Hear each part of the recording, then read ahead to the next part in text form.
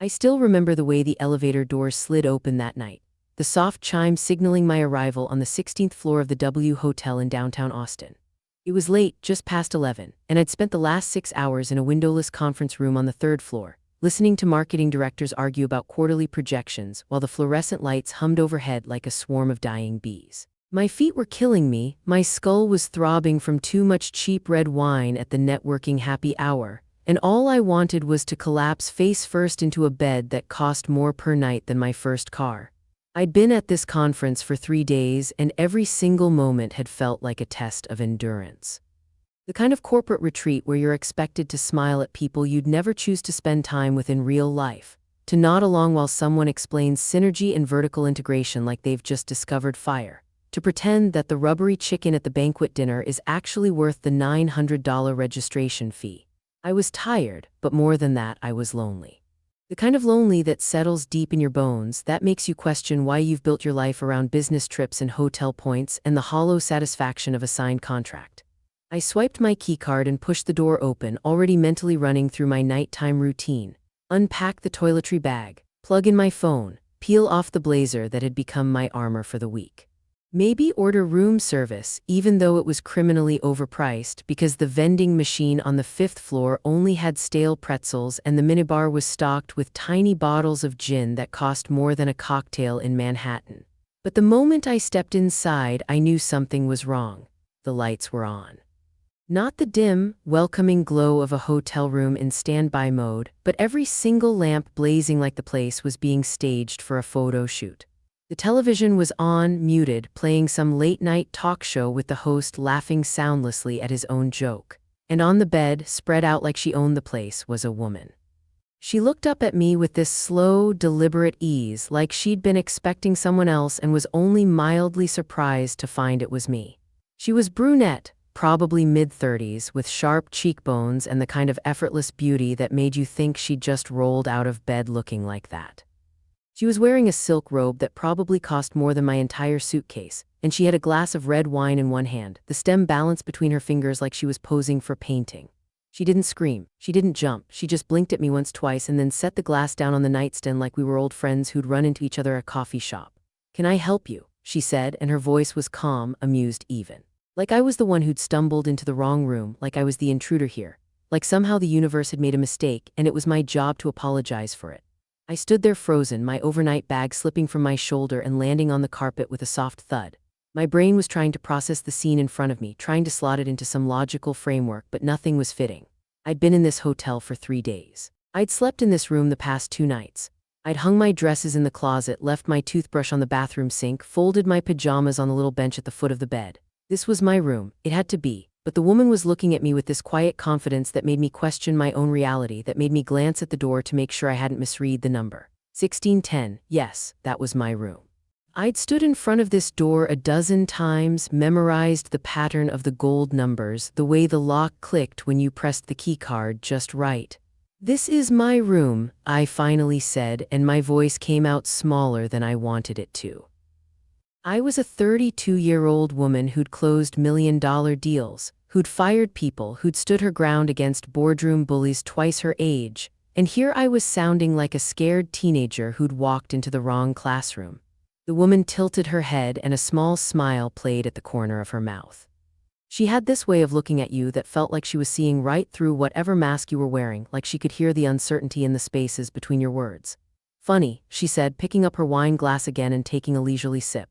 "Because I checked into this room 3 hours ago. The front desk gave me the keycard themselves. A very nice young man named Marcus, I think. He told me to enjoy my stay." She gestured vaguely at the room, at her suitcase propped open in the corner, at the scattering of personal items that had already colonized the surfaces. Her phone charger was plugged into the outlet by the bed. A black velvet jewelry roll was unzipped on the dresser. Her perfume sat on the bathroom counter, a sleek bottle of something expensive that I could already smell mixing with the stale air of the conference center that clung to my clothes. I felt this surge of anger, hot and sudden, but underneath it was this confusing current of something else. Embarrassment, maybe, or violation. Like I'd walked in on a secret I wasn't supposed to see, like the room had betrayed me somehow, conspired with this stranger to make me feel like the outsider in my own space. I pulled out my phone, my fingers trembling as I opened the hotel app to double-check my reservation. There it was. Confirmation number, check-in date, room number, 1610, 3 nights. I'd booked this months ago, back when the conference was still a distant deadline on my calendar, back when I thought the worst thing that could happen was a delayed flight and bad coffee. I have the reservation, I said, holding the phone up like evidence in a courtroom. I've been in this room for 2 nights already. My stuff is here, see. I pointed at the closet, where the edge of my pink blazer was visible through the crack in the door. My running shoes were tucked under the desk. A hairbrush sat on the nightstand next to the lamp, tangled with a few strands of my own hair. The woman followed my gaze, her expression unchanging, and then she let out this soft little laugh that made my skin prickle. Interesting, she said, and she set the wine glass down again, this time with more force. The liquid sloshed against the sides, a deep ruby wave that nearly spilled over the rim. Because I have a reservation too. Same room, same dates. She stood up, letting the robe fall open slightly at the collar, and walked over to the desk where a printout was sitting next to the hotel directory. She picked it up and handed it to me, and I saw my own name on it. Olivia Hart, my name, my reservation. But it was different, older, like a copy of a copy, like someone had photocopied my confirmation and printed it on cheap paper. The dates were the same, the room number was the same, everything was the same except this version of it had been booked by someone else. The confusion was starting to curdle into something darker, something that felt a lot like the beginning of a panic attack. My chest was tightening, my breath coming in shallow pulls, and I could feel the familiar heat creeping up my neck. This was not supposed to happen. Hotels didn't double book rooms, not for a full 3-night stay, not with 2 different people walking around with keycards that opened the same door. It was a logistical nightmare, the kind of thing that made customer service reps go pale and managers stammer apologies. But the woman in front of me was calm, too calm. She was watching me read the printout with this patient, almost satisfied expression, like she'd been waiting for this moment all day. I think we have a problem, I said, and I hated how my voice cracked on the last word. I hated how small I felt in the face of this woman's confidence, how she'd managed to unsettle me in less than 5 minutes, how the room that had felt like a temporary sanctuary now felt like contested territory. She walked over to the window, pulling the curtain aside to look out at the city lights, and for a moment she was silhouetted against the glow of downtown Austin. The skyline stretched out behind her, all those gleaming towers and promise, and I wondered what she was thinking. If she was as thrown by this as I was, if she was also scrambling for an explanation, or if she somehow knew something I didn't. My husband and I were supposed to share this room, she said, and the word husband landed like a stone in the quiet. I felt my stomach drop. He had to cancel at the last minute. Business thing, you know how it is. So I decided to come anyway, a little solo getaway, clear my head, that sort of thing. She shrugged, and the robe slipped a little further down her shoulder, revealing a thin strap of something delicate underneath. I didn't expect to find myself in the middle of a hotel mix-up, but I guess these things happen, even at a place like this. I handed the printout back to her, my fingers brushing against hers. Her skin was warm, soft, and I pulled away like I'd been burned. There was something about this whole situation that felt off, like a puzzle where none of the pieces were quite fitting together, like the picture on the box was completely different from what I was assembling on the table. I wanted to call the front desk. I wanted to scream at whoever had done this, to demand an explanation, to get my room back and have this woman escorted out with her silk robe and her ridiculous calmness. But I didn't. I just stood there frozen, my phone still clutched in my hand like a lifeline. I'm going to call them, I said, and my voice was steadier now, more determined. I was Olivia Hart, goddammit. I didn't get walked over. I didn't let strange women take my room without a fight. I pressed the button for the front desk, my thumb shaking slightly, and listened to the phone ring. Once, twice, 3 times, and then a cheerful voice answered, asking how they could help. I launched into my explanation, watching the woman as I spoke. She'd gone back to the bed, sitting cross-legged now, her wine glass back in her hand like she was settling in for a show. There was something almost playful in her expression, like she found the whole thing amusing, like this was just another one of life's little jokes and she was content to wait for the punchline. The front desk clerk was apologetic, of course. He stammered. He offered me a free upgrade to a suite on the other side of the building, a room with a view of the river and a whirlpool tub. He said he'd personally come up with new keycards and help me move my things. He said he was so sorry for the inconvenience, that this was a rare system error, that they'd never had anything like this happen before, but I barely heard him. I was staring at the woman on the bed, at the way she was watching me with those sharp, knowing eyes, and I felt my anger curdle into something else entirely. Something that felt almost like curiosity. Like maybe this wasn't a mistake. Like maybe this had been orchestrated somehow for a reason I couldn't yet understand. I hung up the phone and looked at her. She was still smiling, that quiet, infuriating smile, and I found myself hating her and being drawn to her in equal measure. I opened my mouth to say something, anything, to reclaim control of the situation, but all that came out was my own voice asking, "Who are you?"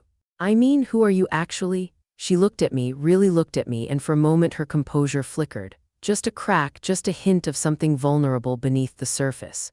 And then it was gone, and she was smiling again, and she said, "My name is Anna, and I think we're going to be spending a lot more time together than either of us planned."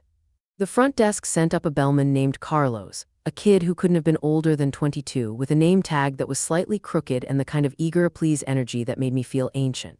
He apologized about 6 times in the span of 2 minutes, his voice pitching higher with each repetition, as if he personally had ruined my life by mismanaging the hotel's booking system. I watched him gather my things from the closet in the bathroom, shoving my dresses into garment bags with the careful reverence of someone handling explosives, and I felt this strange detachment settle over me. Like I was watching myself from above, a little puppet in a badly written play, going through the motions of moving to a new room while this stranger named Anna watched from the bed with her wine glass and her unhurried smile. Carlos kept glancing between us, clearly picking up on the tension, his eyes darting from my clenched jaw to Anna's relaxed posture, and I could see him trying to figure out the dynamics of whatever was happening here. He probably assumed we were having some kind of lover's quarrel, that I was the jealous girlfriend storming out while the other woman lounged in silk and satisfaction. I almost laughed at the absurdity of it, but the sound got caught in my throat and came out as this strangled little cough that made Carlos flinch. By the time he had all my belongings loaded onto the luggage cart, I was standing in the doorway with my phone pressed against my chest, staring at Anna like she was a riddle I desperately needed to solve. She hadn't moved from the bed, but she'd shifted positions slightly, her legs tucked under her now, the robe falling open just enough to reveal the curve of her thigh. She was watching me with an intensity that made my skin prickle, like she was cataloging every micro-expression on my face, filing them away for some future purpose I couldn't guess at. I wanted to ask her more questions. I wanted to demand to know how she'd ended up with my reservation, whether she'd planned this, whether she knew something about my husband that I didn't. But Carlos was waiting, his hand resting on the luggage cart like a Boy Scout prepared for a long hike, and I could feel the weight of Anna's gaze on my back as I finally turned and walked out the door. The new room was on the 14th floor, a corner suite with floor-to-ceiling windows that overlooked the Colorado River. It was objectively better than my original room, with a separate living area and a bathroom that was practically the size of my first apartment.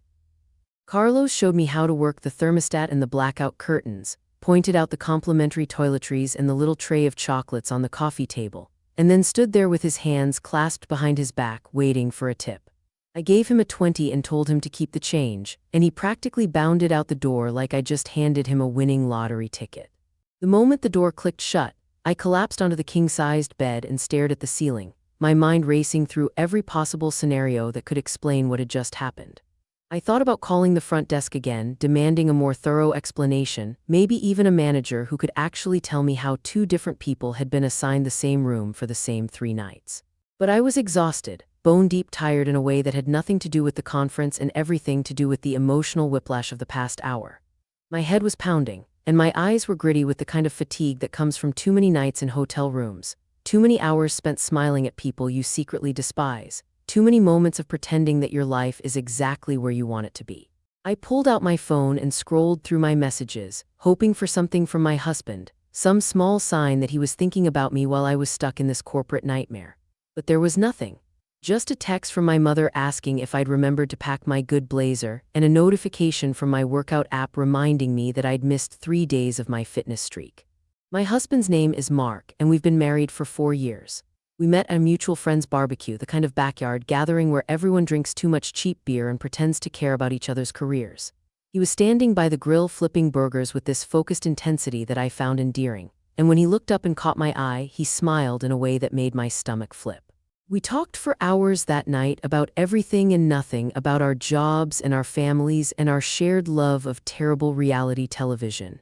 He was a financial analyst, detail-oriented and methodical, the kind of man who color-coded his calendar and never forgot an anniversary.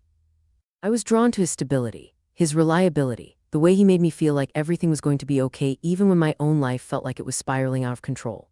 We dated for 2 years, got engaged in a predictable restaurant proposal that he'd planned down to the last detail, and got married in a garden ceremony that my mother still talks about like it was the social event of the decade. But something had shifted in the past year. I couldn't point to a single moment, a single fight or betrayal, but there was a distance growing between us that I couldn't seem to bridge. He was working later and later, coming home with excuses about deadlines and quarterly reports, and I was traveling more for my own job, spending weeks at a time in different cities while our apartment in Chicago sat empty and silent. We'd stopped having the kind of conversations that used to keep us up until 3 in the morning, the ones where we'd dissect our hopes and fears and dreams until the sun started to creep through the curtains. Now we talked about logistics, who was picking up the dry cleaning, whether we should renew our Netflix subscription, what we wanted for dinner. I'd convinced myself that this was just what happened after a few years of marriage, that the initial spark always faded into something quieter and more sustainable, that love was about commitment rather than passion. But lying there in that sterile hotel room, staring at the ceiling while the city hummed below me, I couldn't shake the feeling that I was lying to myself. I must have dozed off at some point because the next thing I knew, my phone was buzzing on the nightstand and the sky outside had gone from black to that deep navy blue of early morning. I fumbled for it, my eyes blurry and my mouth dry, and saw that I had a text message from an unknown number. The preview read, "Hey, it's Anna. I got your number from the front desk. Hope you're sleeping better than I am." I stared at the screen for a long moment, my brain struggling to process the words. Anna, the woman in my room. The woman with the silk robe and the wine glass and the unnerving smile. How had she gotten my number? Why was she texting me at 4 in the morning? And why did my heart start racing the moment I saw her name on the screen? I sat up in bed, my fingers trembling as I typed out a reply. "How did you get this number?" I hit send before I could second guess myself, and almost immediately 3 dots appeared to indicate she was typing. I watched them pulse on the screen, my breath caught in my throat, and when her response finally came through, it was so simple and so infuriating that I nearly threw my phone across the room. I told the front desk we were old friends and I needed to apologize for the mix-up. They gave it to me without a second thought. Pretty lax security, if you ask me. I read the message 3 times, each time feeling a new wave of disbelief wash over me. This woman had charmed the hotel staff into giving her my personal information, and she was acting like it was no big deal, like we were playing some kind of game where the rules were constantly changing. I didn't reply, I couldn't. My mind was spinning with questions I couldn't answer, suspicions I couldn't confirm. Who was this woman really? Why was she so invested in making contact with me? And what was the unsettling feeling in my gut that told me this wasn't just about a double-booked room? I spent the rest of the night tossing and turning, replaying our brief interaction in my head, analyzing every word she'd said and every gesture she'd made. There was something about the way she'd looked at me, the way she'd said my name like she was tasting it, that made me feel like I was being watched. Like I was part of a story she was writing, and I had no idea what the plot was supposed to be. The next morning I dragged myself to the conference center with a gallon of coffee in my system and dark circles under my eyes that even the best concealer couldn't hide. I sat through presentations on consumer behavior and brand positioning, nodding along while my mind drifted back to Anna and her silk robe and her cryptic text messages. I checked my phone obsessively, half hoping for another message from her and half terrified of what it might say. But there was nothing. Just the usual work emails and a reminder from my mother that my cousin's wedding was in 3 weeks and I needed to order a gift. I felt like I was going insane, like this woman had crawled into my brain and set up camp, and I couldn't shake her no matter how hard I tried.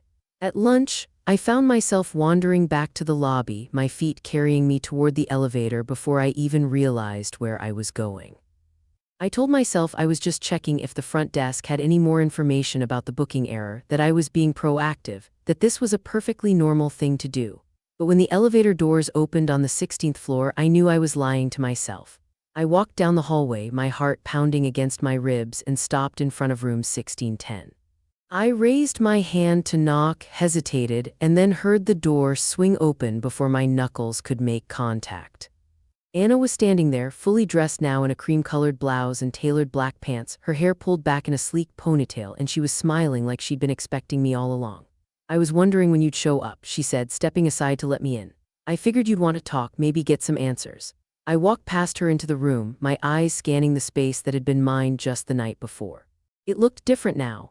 Her belongings had fully colonized every surface, her perfume hanging in the air like a declaration of ownership, her laptop open on the desk with a document I couldn't read from this distance. I turned to face her, my hands on my hips, and I was surprised by the steadiness in my voice when I finally spoke. "Who are you, Anna, really, and why are you so interested in me?" She closed the door behind us and leaned against it, crossing her arms over her chest. For a long moment she just looked at me, her expression unreadable, and then she said something that made the floor drop out from under me. "I'm your husband's sister, Olivia. I'm Mark's sister, and I think you and I need to have a very long conversation about what he's been hiding from you." The words hung in the air between us like smoke, thick and acrid and impossible to clear. I felt my knees buckle slightly, and I reached out to steady myself against the back of the chair that was sitting by the desk, my fingers gripping the cool leather like it was the only thing keeping me upright. Mark's sister. Mark had a sister. In 4 years of marriage, in all those late-night conversations and shared breakfasts and intimate moments where we'd laid our lives bare for each other, he had never once mentioned a sister. Not a single passing reference, not a family photo that included her, not even a casual anecdote about a childhood rivalry or a holiday gathering. It was like she'd been erased from his history, wiped clean from the narrative he'd constructed for me. And now she was standing in front of me in a hotel room in Austin, looking at me with those sharp, knowing eyes that suddenly made so much more sense. "You're lying," I said, and my voice came out flat and hollow, like I was reading lines from a script I didn't believe. "Mark doesn't have a sister. He's an only child. His parents died when he was in college. He told me all of this. We've been together for 6 years. I know his life story." Anna pushed off from the door and walked toward me slowly, her heels clicking against the hardwood floor with deliberate, measured steps. She didn't look angry or defensive. She looked almost sad, like she'd been expecting this reaction and had prepared herself for it. When she reached the desk, she pulled out the chair and sat down, gesturing for me to take the one across from her. I remained standing, my arms crossed over my chest like a shield, my jaw clenched so tight I could feel the ache radiating up into my temples. "I'm not lying, Olivia," she said, and there was a softness in her voice now that hadn't been there before. It was almost gentle, almost tender, like she was breaking news to someone she cared about. "I'm his half-sister. Same father, different mothers. We grew up in the same house until I was 12 when my mom took me and moved to California. Mark stayed with his dad. He was 18 when I left, already packed and ready for college, and I guess he just decided to pretend I didn't exist after that." She paused, running her finger along the edge of the desk, tracing invisible patterns on the wood. "He's been doing it for years, erasing me from his life. I'm not surprised he never told you. Mark is very good at pretending things didn't happen." I wanted to argue. I wanted to point out all the inconsistencies, all the holes in her story, all the reasons why this couldn't possibly be true. But as she spoke, I felt pieces of a puzzle I hadn't known existed starting to click into place. The way Mark would get distant whenever I brought up his childhood. The photographs he'd hidden away in a box in the back of our closet that I'd never asked about. The way he'd shut down completely when I suggested we visit his hometown, saying there was nothing left for him there. I'd always assumed it was just grief, the pain of losing his parents so young, the trauma of being suddenly alone in the world. But now I was starting to wonder if there was more to it. If the grief I'd been so compassionate about was actually something else entirely. A secret, a lie, a whole other life he decided to bury. "Tell me everything," I said, and my voice cracked on the last word. I finally sat down, collapsing into the chair across from her, my body suddenly too heavy to hold up anymore. "Tell me who you are, tell me why you're here. Tell me why you found me of all people in this hotel room." Anna leaned forward, her elbows resting on her knees, and for the first time since I'd met her I saw something vulnerable in her expression. Something raw and real that made me believe her despite every instinct telling me to walk away. "I came to Austin to find you," she admitted, and the words landed like a punch to the gut. "I knew you were going to be at this conference. I've been tracking your schedule for months. It wasn't hard. Mark's not exactly careful with his passwords, and he leaves his laptop open all the time. I've seen your flight confirmations, your hotel bookings, your calendar invites. I know more about your life than you probably realize." She paused, letting that sink in, and I felt a cold shiver run down my spine. This woman had been watching me. She'd been planning this encounter for months, and I'd walked right into it like a lamb to the slaughter. "About a year ago, I got a call from an old friend," Anna continued, her voice dropping lower, more intimate. "Someone who knew Mark back in the day. She told me something that I didn't want to believe, something that made me question everything I thought I knew about my brother. She said he was in trouble. Not the kind of trouble that gets you arrested, but the kind that destroys lives. The kind that leaves a trail of broken people in its wake." She reached into her bag and pulled out a manila folder, thick and worn, and slid it across the table toward me. "I've been investigating him ever since, and what I've found is not pretty, Olivia."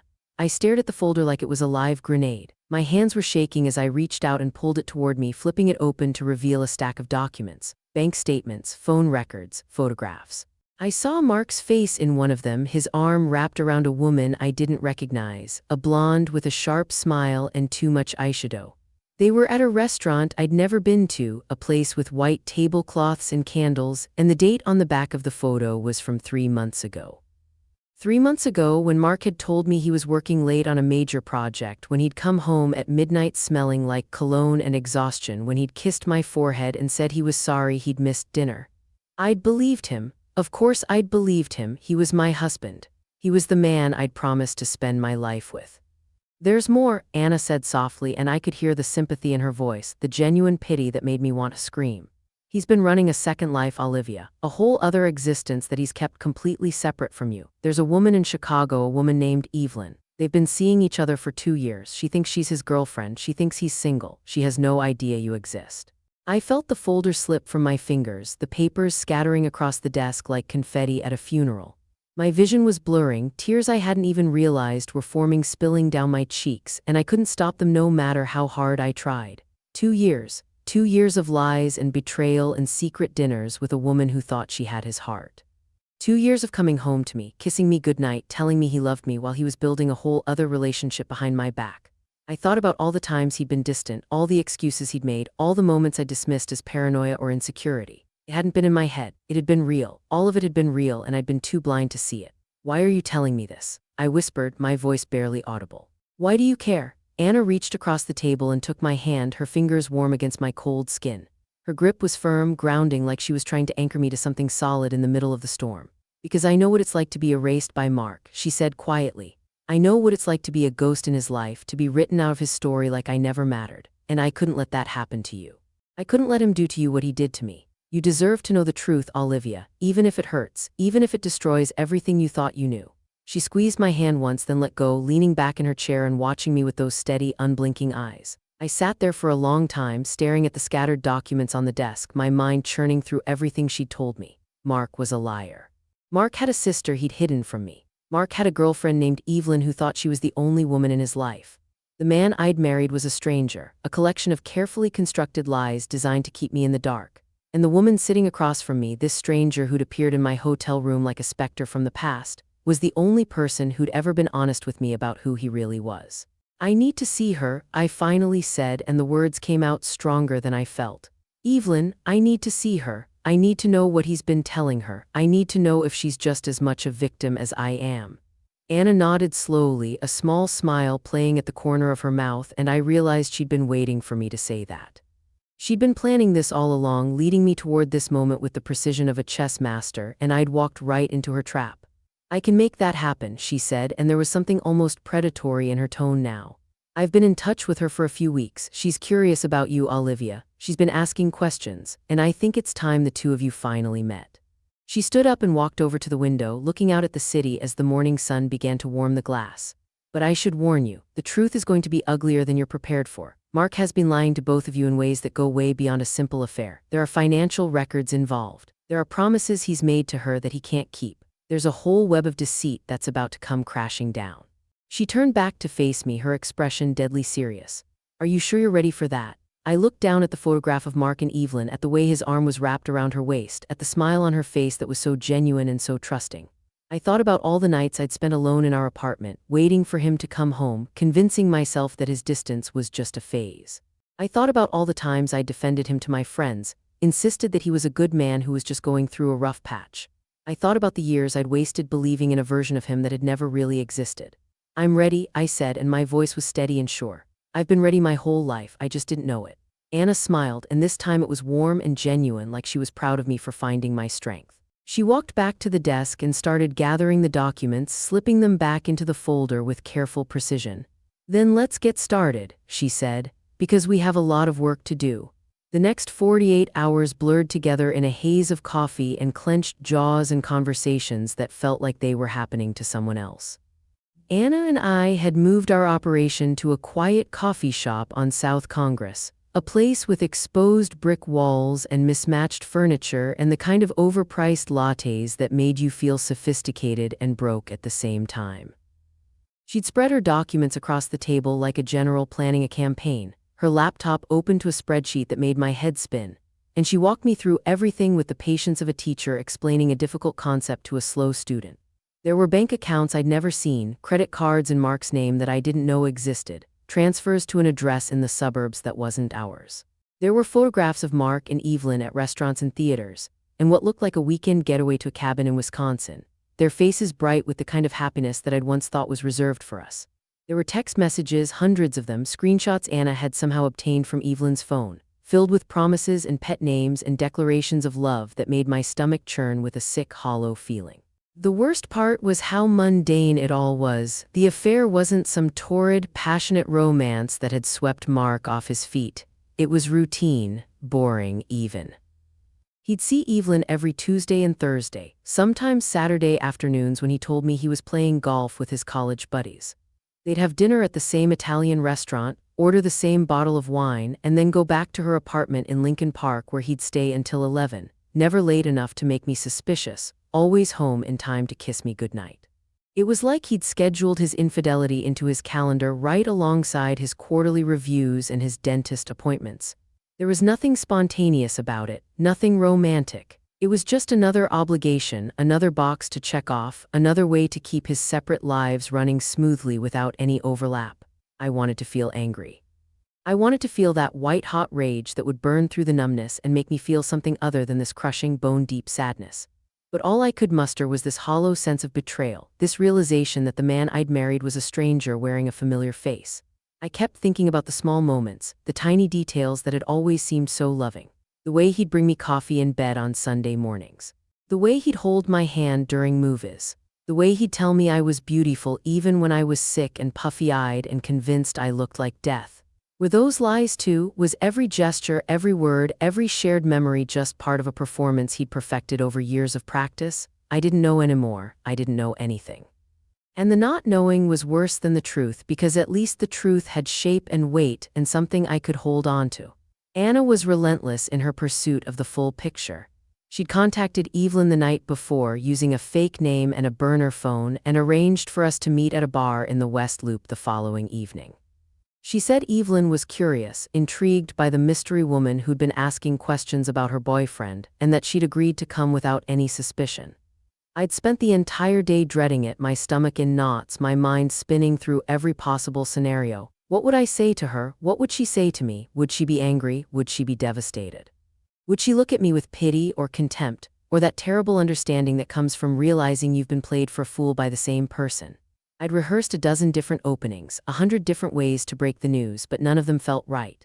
None of them could capture the enormity of what we were about to do, the way we were about to shatter the carefully constructed worlds Mark had built around both of us. The bar was called the Violet Hour, a dimly lit speakeasy hidden behind an unmarked door in a nondescript building. The kind of place that felt intimate and secretive, perfect for the kind of conversation we were about to have. I'd changed 3 times before I finally settled on a simple black dress, something that felt like armor, something that made me look like I had my life together even when I felt like I was falling apart. Anna met me outside, her expression grim but determined, and she squeezed my hand once before we pushed through the door. The inside was all velvet booths and soft candlelight, the kind of atmosphere that made you want to whisper even when there was nothing to hide. We found a table in the back corner, tucked away from the few other patrons, and ordered drinks we had no intention of finishing. And then we waited. She walked in at exactly 8:15, a few minutes late but not enough to be rude. Evelyn. I'd seen her in photographs, but seeing her in person was something else entirely. She was beautiful in a way that felt effortless, with honey blonde hair that fell in soft waves around her shoulders and green eyes that seemed to take in everything at once. She was wearing a navy blue sweater and jeans, dressed down like she'd come straight from work, and there was something about her posture that told me she was nervous too. She scanned the room until her eyes landed on Anna, then on me, and I watched her expression shift from curiosity to confusion to something that looked almost like recognition. Like she'd known somehow that this meeting was inevitable. "Hi," she said, sliding into the booth across from us. Her voice was soft, a little uncertain, and she kept glancing between us like she was trying to solve a puzzle. "So, you wanted to talk about Mark?" I nodded, my throat too tight to speak, and I watched as she reached for the glass of water that was already sitting on the table, her fingers trembling slightly. "I have to be honest, I don't know what this is about, but I've had a weird feeling for a few weeks now, like something was off. And when Anna called and said she had information, I couldn't say no." She laughed, a nervous little sound that didn't reach her eyes. "I guess I'm just as crazy as she is." Anna leaned forward, her elbows on the table, her voice low and steady. Evelyn, I'm going to tell you something that's going to be hard to hear, and I need you to know that I'm not doing this to hurt you. I'm doing this because you deserve the truth, both of you do. She glanced at me, and I felt a surge of gratitude for this woman I barely knew, this stranger who had walked into my life and started tearing down walls I didn't even know were there. Mark is married. He's been married for 4 years, and Olivia is his wife. She gestured toward me, and I watched Evelyn's face go pale, her green eyes widening with a shock that was almost too raw to watch. That's not possible, Evelyn whispered, shaking her head slowly. He's not married, he told me. We've been together for 2 years. He would have told me if he was married. But even as she said it, I could see the doubt creeping into her expression, the cracks forming in the foundation of belief she'd built around him. She looked at me, really looked at me, and I could see her searching my face for some sign that this was a joke, that we were playing some kind of cruel prank. "You're his wife?" she asked, and her voice broke on the last word. "You're really his wife?" "Yes," I said, and my voice came out stronger than I expected. "I'm his wife, and I didn't know about you until 2 days ago. I didn't know about any of this." I reached into my bag and pulled out the photograph I'd been carrying with me, the one of Mark and Evelyn at the restaurant with the white tablecloths, and slid it across the table. She picked it up, her fingers brushing against the glossy surface, and I watched her face crumple as she recognized the moment. The night he'd told her he loved her for the first time. The night she'd thought was the beginning of something real. "He's been lying to both of us, Evelyn, for years, and I think we need to decide what we're going to do about it." Evelyn stared at the photograph for a long moment, and then she set it down and looked at me with eyes that were wet with tears she was fighting to hold back. "I loved him," she said, and there was a raw, aching quality to her voice that made my heart clench. "I really loved him. I thought we were going to get married. He talked about it all the time, our future, our life together. He made me believe it." She let out a shaky breath, and then she did something I didn't expect. She reached across the table and took my hand, her grip warm and trembling. "I'm sorry," she said. "I'm so sorry. I didn't know. I swear I didn't know." I squeezed her hand back, and for a moment we were just two women bound together by a shared betrayal, united by the man who had lied to us both. And in that moment, I felt something shift inside me, something that felt like the beginning of a choice, a decision, a path forward that didn't involve Mark or his secrets or the life I'd thought I was building. I looked at Evelyn, at Anna, at the two women who had become my unlikely allies in the span of few days, and I realized that this was the moment when everything changed. The moment when I stopped being a victim and started being something else, something stronger, something that Mark had never expected me to become. "Let's go get him," I said, and my voice was steady and cold and final. "Let's go find Mark and let him know that his game is over." The flight back to Chicago was the longest 3 hours of my life. I sat in a window seat, staring out at the clouds, my mind churning through every possible scenario of what was about to happen. Anna was next to me, her laptop open, her fingers flying across the keyboard as she coordinated logistics with Evelyn, who had taken a separate flight because none of us could bear the thought of sitting in silence together for that long. The plane hummed around us, the low drone of the engines providing a strange kind of comfort, a white noise that filled the space where my thoughts would have been if I'd let them wander. But I didn't let them wander. I kept them locked in a tight, controlled box, focused on the plan, on the steps we were about to take, on the moment when I would finally come face to face with the man I'd married and demand the truth he'd been hiding from me for years. We landed at O'Hare just after 7 in the evening, the sky a bruised purple that promised rain. Anna and I grabbed our bags and made our way to the car rental counter, where she'd already reserved a black SUV that felt like something out of a spy movie. I sat in the passenger seat, my hands clasped in my lap, watching the city lights blur past as she drove us toward Lincoln Park. Evelyn had texted us that she'd be waiting at her apartment, that she'd already cleared her schedule for the night and had a bottle of wine ready that none of us would drink. She was nervous, I could tell, even through the carefully composed messages. She'd been just as blindsided as I had, and the shock was still fresh, still raw, still bleeding through the cracks in her composure. But she was also angry, furious even. And that anger was what had brought her to our side, what had made her willing to join forces with the wife of the man she thought she loved. Anna pulled up to the curb outside Evelyn's building, a modern high-rise with a glass lobby and a doorman who looked like he'd stepped out of a magazine. I'd seen it in the photographs Mark had taken with Evelyn, the ones I'd found in his hidden folder on his laptop. I'd known the address, the floor number, the name on the buzzer. But seeing it in person, knowing that he'd been here 100 times, that he'd walked through those doors with his arm around her waist and a smile on his face, made it feel more real than any document or photograph ever could. Anna killed the engine and turned to me, her expression softening for just a moment. You sure you're ready for this?" She asked, and there was a tenderness in her voice that caught me off guard. Because once we walk in there, there's no going back. This is the point of no return. I nodded, my jaw set, my heart pounding so hard I could feel it in my throat. I wasn't sure of anything anymore. I wasn't sure I'd ever been sure of anything. But I knew I couldn't keep living in the shadows, couldn't keep letting Mark dictate the terms of my life, couldn't keep pretending that everything was fine when it was all built on a foundation of lies. I opened the car door and stepped out into the cool Chicago evening, the air carrying the faint scent of rain that was still holding off. Anna fell into step beside me as we walked into the lobby, past the doorman who barely glanced up from his phone and into the elevator that would take us to the 10th floor. The hallway was quiet, the kind of hushed silence that comes with expensive apartments and neighbors who value their privacy. We found Evelyn's door at the end of the hall, a sleek black panel with a gold number 1004.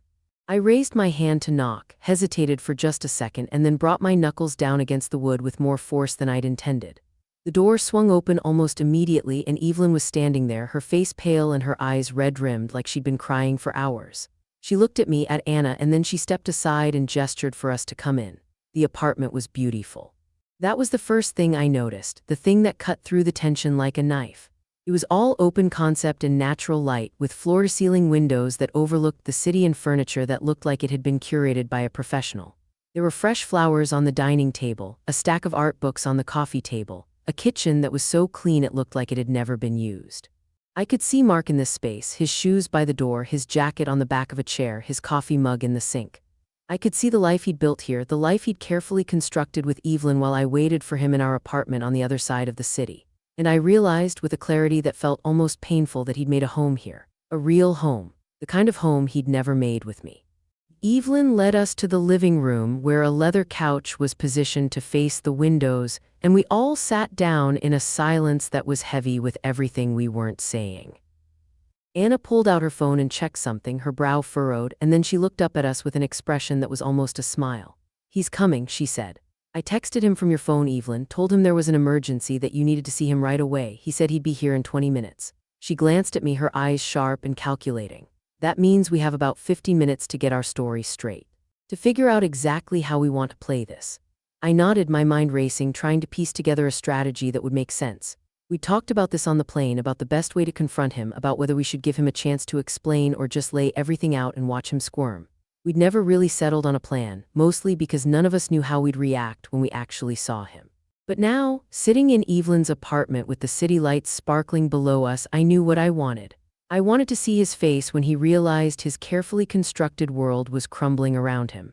I wanted to watch the mask slip, to see the panic flicker in his eyes, to hear the excuses and lies spill out of his mouth like poison. I wanted him to know that he hadn't won, that his secrets had finally caught up with him, that the two women he'd been playing for fools were smarter than he'd ever given us credit for. And then I heard it. The sound of a key in the lock, the click of the door swinging open, the familiar footsteps I'd heard 1,000 times in our own home. Mark walked in, his phone still pressed to his ear, his briefcase in his hand, his face already arranged in that expression of concerned boyfriend mode that he'd perfected over the years. "Evelyn, I'm here, what's going on?" He stopped mid-stride, his eyes landing on me, and I watched everything shift in his face. The concern faded into confusion, and the confusion faded into something that looked a lot like fear. He pulled the phone away from his ear and stared at me, his mouth opening and closing like a fish gasping for air. "Olivia," he said, and his voice was barely a whisper. "What are you doing here?" I stood up, my legs trembling but my voice steady, and I felt a surge of power that I hadn't known I was capable of. Anna and Evelyn stood up behind me, flanking me like soldiers preparing for battle, and I watched Mark's eyes dart between the three of us, trying to calculate his odds, trying to figure out a way out of the trap he'd walked into. "Surprise," I said, and my voice was cold and sharp and nothing like the woman he'd married. "Your sister found me, your girlfriend found me, and now you're going to tell us everything, every single lie. Every single secret, everything you've been hiding for the past 4 years." I took a step toward him and I saw him flinch, saw the fear I'd been waiting for. "Or I can just leave right now and you can watch everything you've built fall apart. Your marriage, your girlfriend, your reputation, your life."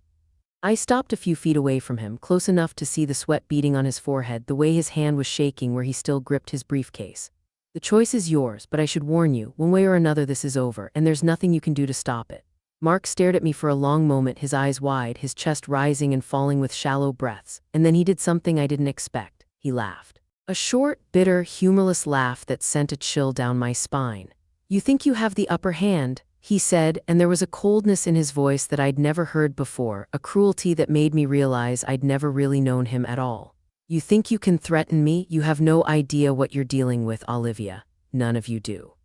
He dropped his briefcase to the floor and crossed his arms over his chest, his posture shifting from fear to defiance in the span of a heartbeat. "If you want to destroy me, go ahead, but I promise you, I'll destroy all of you right back." And in that moment, I realized that the confrontation I'd been planning wasn't going to go the way I'd imagined. Mark wasn't going to crumble. He wasn't going to beg for forgiveness or confess his sins or give me the closure I'd been craving. He was going to fight, and I was going to have to be ready for that fight no matter what it cost me.